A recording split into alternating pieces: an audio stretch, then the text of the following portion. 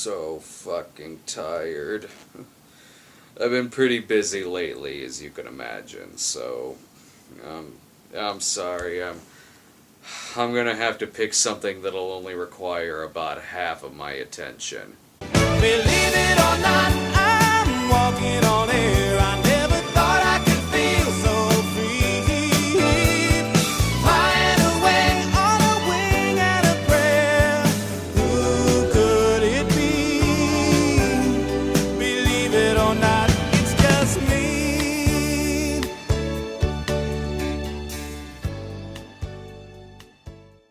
Oh, really? I didn't know that was gonna be the movie. That makes my previous comment sound really insensitive.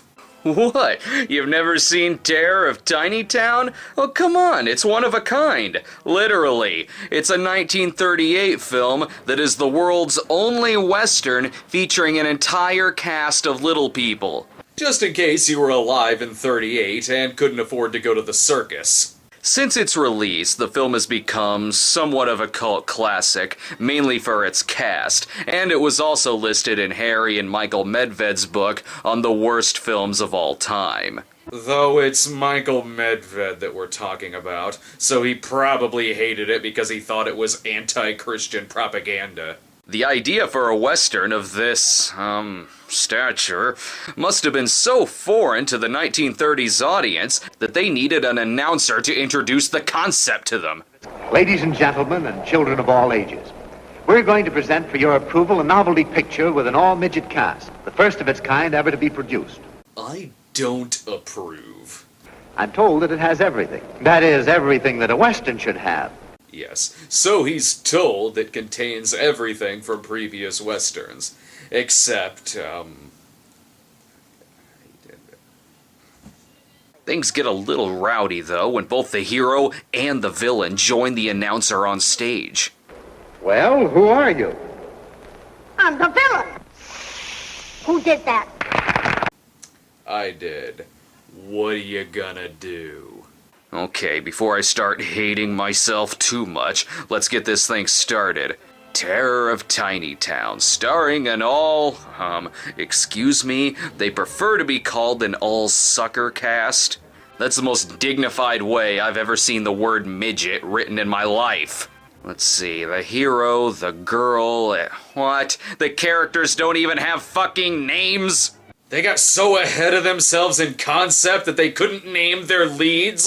If I wanted that, I'd stick with The Road, thank you very much. And if any of these illustrations are correct, apparently there's a scene where one of them fucks a cow. Tiny Town seems like a happy enough place. Not exactly sure what they're doing here, but they're singing, and this wheel is being pounded into submission. I may not know the characters' names, but judging by what they're riding on, looks like they're at least bronies. Although if this is Tiny Town, then why is this door so big? Who in this town needs a door of that size? This movie has already contradicted itself. Mayhem ensues when the hero happens upon the villains trying to steal some cattle. The competing cattle rancher is Tiny Harry Dean Stanton here, and the villain blames the cow tipping on the hero. Again, is there a need for a fence this tall? You would think, of all places, that Tiny Town would be tiny capable. Uh-oh, here comes the chef to tell him his soup doesn't have enough whimsy. But it's got enough slapstick. Oh, come on, leave the duck alone. He's just trying to sell you some insurance. Try not to get too silly there, movie. The villain might be right around the corner.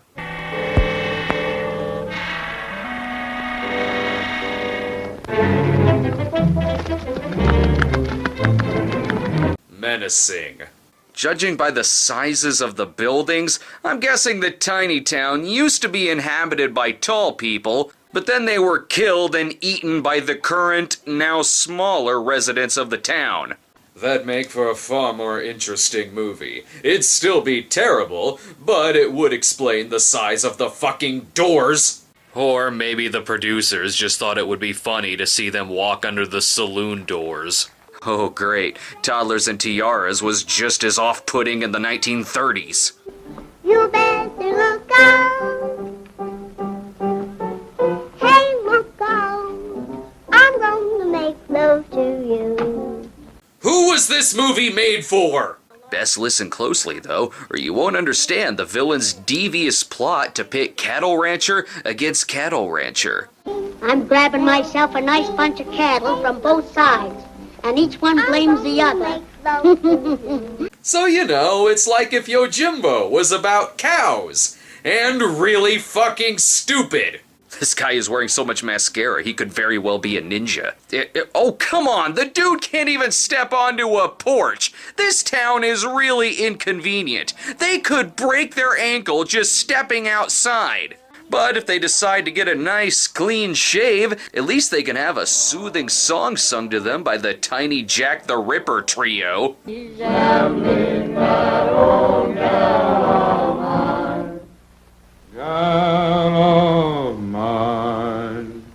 The hell was that? I thought I was the shortest person with a sexy voice. Can you imagine if the sinful dwarf was in this movie? So many people would be getting fucked with a cane right now. But it's a western, so more appropriate to rob a stagecoach instead.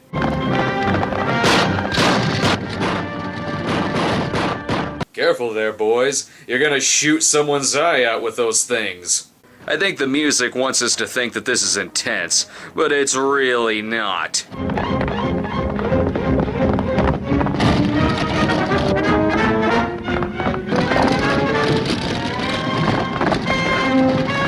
Whew, that was close. He saved her from crashing into tiny Clayton Ravine.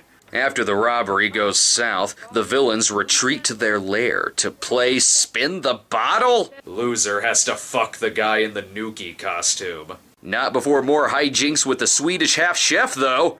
Hey, you know what would make this shelf easier to use? Moving it closer to the ground. What would you like to eat? Oh, a half a dozen sandwiches, some boiled eggs and pickles. Where are you going to put all that? In my saddlebag. I get it. She eats so much, yet she's so little. I don't know why, but for some reason I would find this funnier if he were writing Yoshi. Wait, oh no, is he gonna start? Yep, he is. For I'll sing my song as we ride along. The day Eddie Cantor's singing voice sounds like Vern Troyer, then I'll believe this wasn't dubbed. This movie is like Love Me Tender if it took place at the worst Elvis convention ever. When we get up on the hill, where all is quiet and still. Now that voice, I believe, isn't dubbed. Did you really like it? Why, certainly. That is, all but the finish. The part about the wedding? Oh, I see. A woman hater. A woman hater? She thinks he's one of the little rascals? Well, now that's just mean. Of course, after exchanging 2 words, a romance begins to blossom between these two, but their love is forbidden because they each belong to the competing cattle ranch families, and are you fucking serious with this plot? They lied to me about this being the only one of its kind. Apparently, it was later remade as Romeo and Juliet. The villain tattles on this taboo romance, and wait, I'm sorry, was that guy just randomly waiting outside for some plot elements to run right up to him? Well, just like a true Western, these two enemies ruthlessly talk out their differences. If you'd only meet Dad halfway, I know he'd be reasonable. Buck, you sound honest to me, and I believe you're talking horse sense. I'm glad you see it my way, Tex. Jesus, someone shoot someone, please!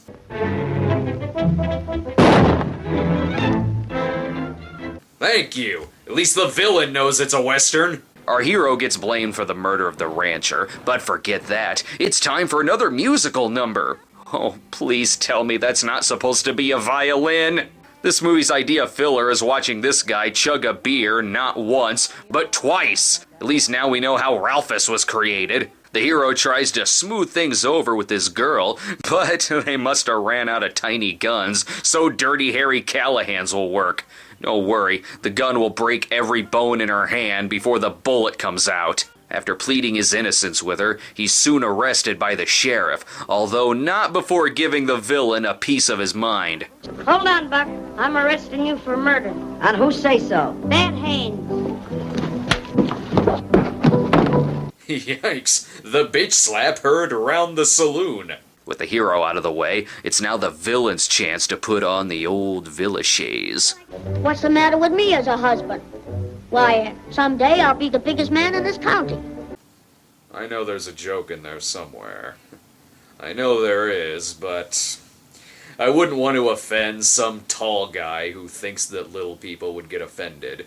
Hey, what are you doing? You're supposed to walk under the doors. That's what the producers of the movie find funny. The villain's rejection makes him so mad that he actually gets down from his bar step and... What if I told this Scout what I know about you?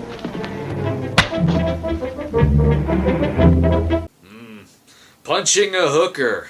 A language that is spoken in every size. The scene would have been a lot more dramatic if you couldn't see the bar step in the background. The hero comes up with a plan to save himself from the noose. There's nothing to worry about. They can't convict me of something I never did. I don't know if that's true, Tiny Hurricane. Anyway, he assembles together his posse, who come with guns and dignity.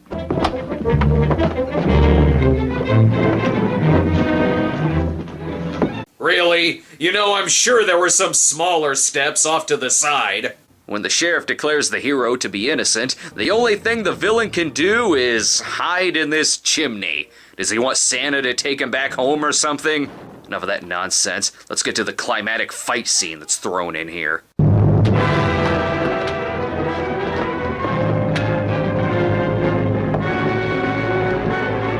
This scene demands sillier music.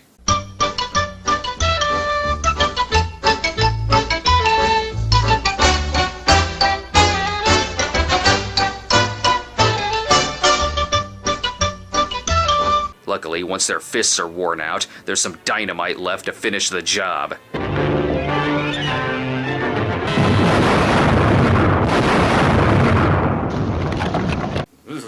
Pieces of him were spread over about 5 or 6 feet.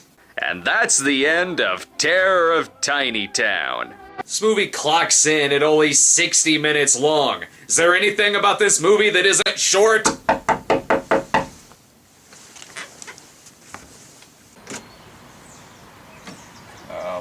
Hi. Oh, hey, Mr. Snob. Oh. Sorry, I was just tying my shoe. Okay, Got your mail over to my place again by accident. thanks. Hey, Travis Crabtree, do you see what I see on the gentle winds of morning? Well, is it really one of the worst films ever made? You can certainly get a lot of tasteless jokes out of it, but worst movie... It's just a lame western about competing cattle ranchers. The only reason this thing is memorable and why critics go after it so much is just because of the cast. And that's racist. Not racist. Sexist? No, not sexist. Dwarfist. Dwarfist and sizist. I believe that's it. And as a cinema snob, I prefer my westerns John Waynier and my little people to be Peter Dinklage. As far as Terror of Tiny Town goes, I think we can all agree that there was only one terror in this town, and that was a fucking porch! A boy's hearts are lonely, sad as a coyote's wail, but I am never...